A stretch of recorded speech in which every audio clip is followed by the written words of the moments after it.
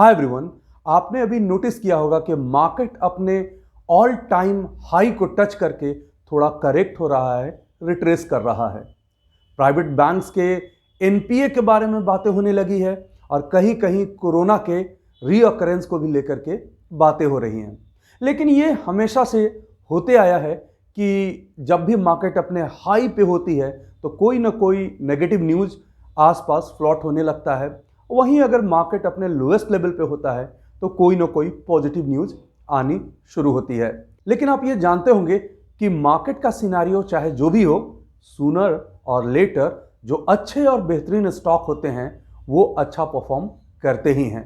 और हम अपने सुपर संडे स्टॉक पिक के हर एपिसोड में एक से एक बेहतरीन स्टॉक के बारे में बातें करते हैं। एंड ऑफ कोर्स आज संडे है और मैं संडे को फिर से लेकर के आया हूं super Sunday stock pick episode 14, जिसमें मैं एक ऐसे सुपर्ब स्टॉक के बारे में बात करूंगा जो ना सिर्फ टेक्निकली बल्कि फंडामेंटल एनालिसिस के आधार पर भी वो खरा उतरा है। तो आज वीडियो में उस बेहतरीन स्टॉक के बारे में बात करूंगा जो ना सिर्फ सॉलिड और रोबस्ट है बल्कि आपके पोर्टफोलियो का ऑटोमेटिक चॉइस हो सकता है। Are you eager to know that stock? Stay tuned.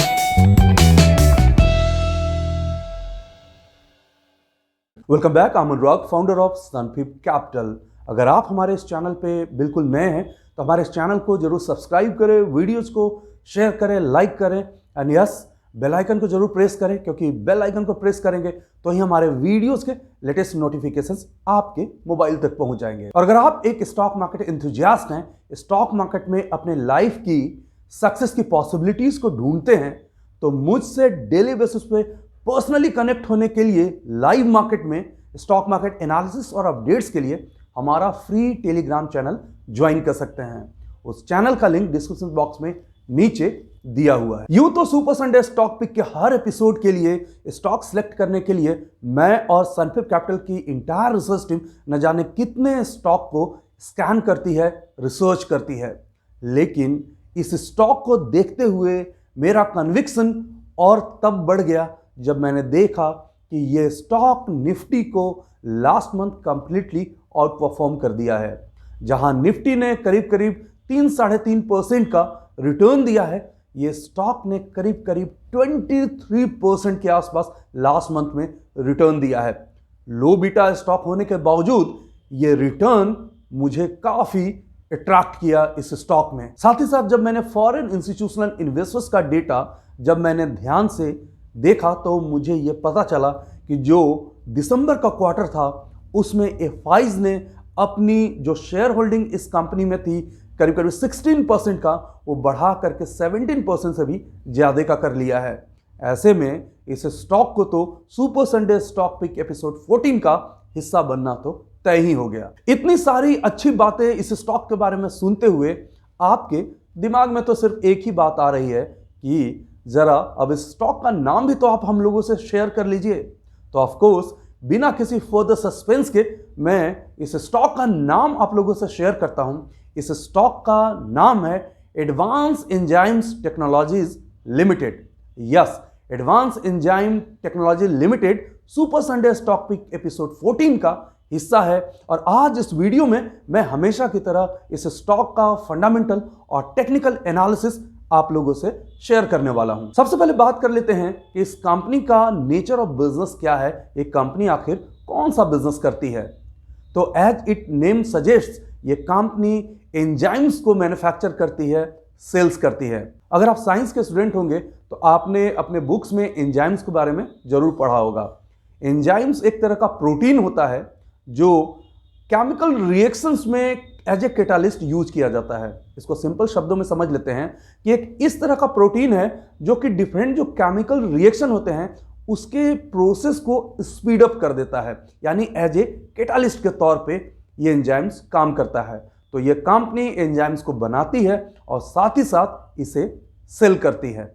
अब बात करते हैं इस कंपनी के फंडामेंटल और फिनेंशियल्स को लेकर के। अगर लास्ट 3 क्वार्टर्स के बारे में बात करेंगे तो इस कंपनी का जो रेवेन्यू और साथ साथ प्रॉफिट दोनों कंटिन्यूअसली इंक्रीज कर रहा है। इनफैक्ट अगर नेट एनुअल प्रॉफिट के बारे में बात करेंगे तो लास्ट 2 ईयर में ये प्रॉफिट्स बढ़ता ही जा रहा है।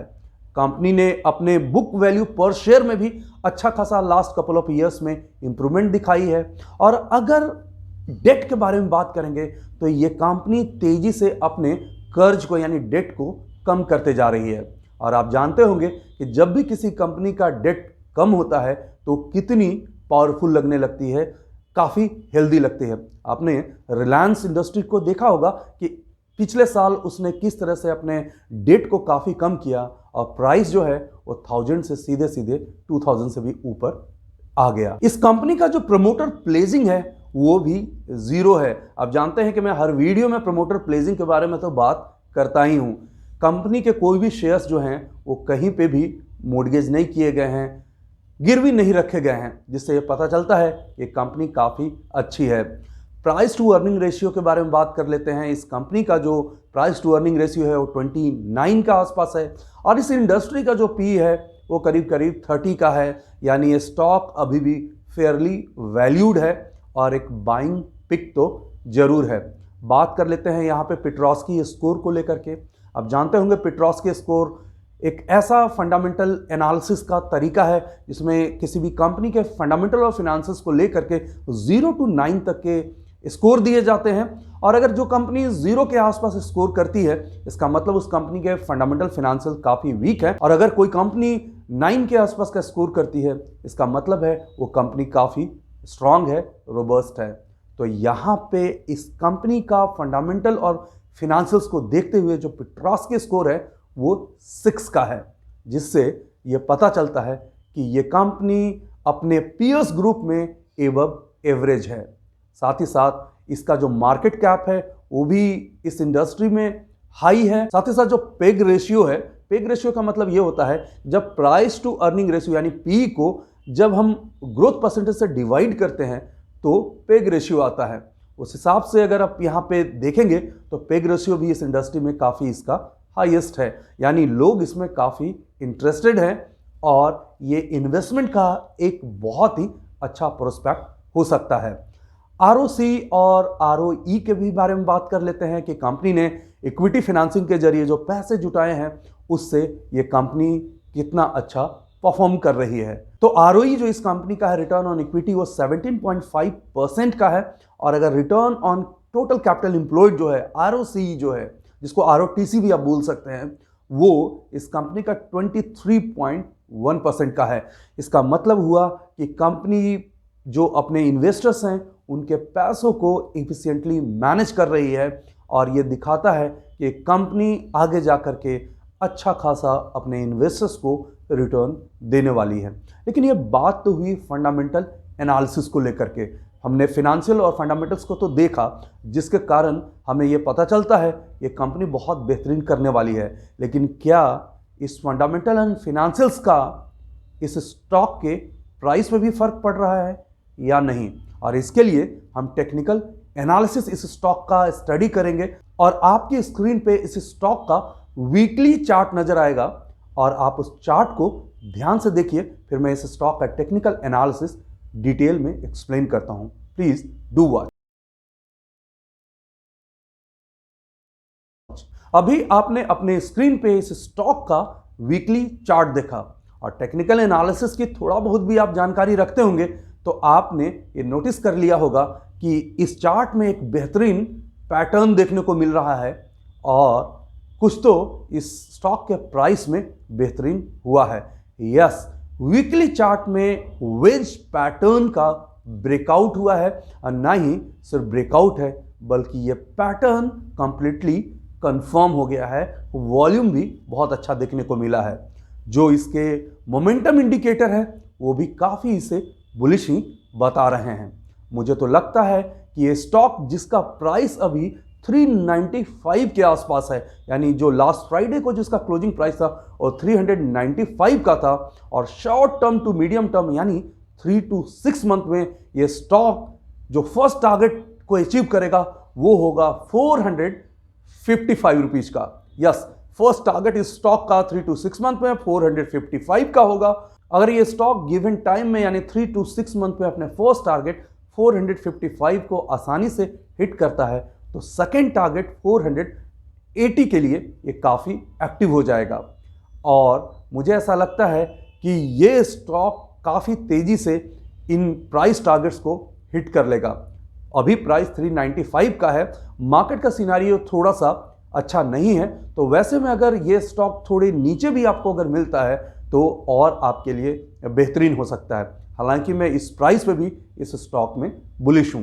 ये आपको यहां पे जरूर समझना होगा कि सुपर संडे स्टॉक पिक में हम जितने भी स्टॉक बताते हैं उसका टाइम हॉरिजन 3 to 6 मंथ का होता है। बहुत सारे स्टॉक ऐसे हैं जिन्होंने 5 या 10 डेज में ही अपने टारगेट को हिट कर लिया, दैट्स फाइन, लेकिन एक दो स्टॉक ऐसे भी होंगे जो अपने बाइंग प्राइस के आसपास या थोड़ा नीचे भी अभी ट्रेड कर रहे होंगे, क्योंकि उनके बारे में बात किए हुए मुश्किल से 1 वीक भी तो नहीं हुआ है।